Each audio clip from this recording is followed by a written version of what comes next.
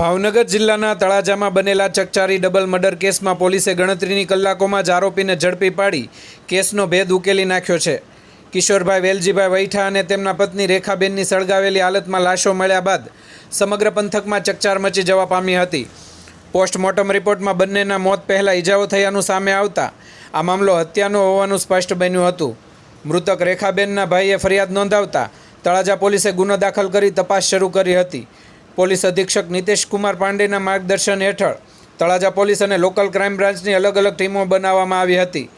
તપાસ દરમિયાન મૃતકના પુત્ર વિમલભાઈ અને પુત્રવધુ હેતલબેનની વાતોમાં વિસંગતતા જણાતા એસઆઈટી દ્વારા કડક પૂછપરછ કરવામાં આવી હતી।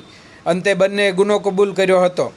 તપાસમાં સામે આવ્યું કે પૈસાની બાબતે વારંવાર થતી બોલાચાલીથી કંટાળી પુત્ર અને પુત્રવધુએ પૂર્વ નિયોજિત કાવતરું રચ્યું હતું। તારીખ 18 એપ્રિલની રાત્રે હેતલબેને પોતાના મિત્ર મુનીર અમિતભાઈ બલોચ રહેવાનું પહેલી શેરી આમ્રપાલી ફાટક નજીક સુભાષનગર રાજકોટ, અમીર ખાન આમદ ખાન ઉર્ફે બાબાભાઈ લોધી પઠાણ રહેવાનું મકરાણીપરા કોર્ટ પાછળ વિસાવદર જિલ્લો જૂનાગઢ જેઓને તેમના ઘરે પ્રવેશ અપાવ્યો હતો। ત્યારબાદ મરચાની ચટણી આંખમાં નાખી કિશોરભાઈને કાબૂમાં લઈ દોરીથી ગળું દબાવી હત્યા કરવામાં આવી હતી। ત્યારબાદ રેખાબેનને પણ ગળું દબાવી મોતને ઘાટ ઉતાર્યા હતા।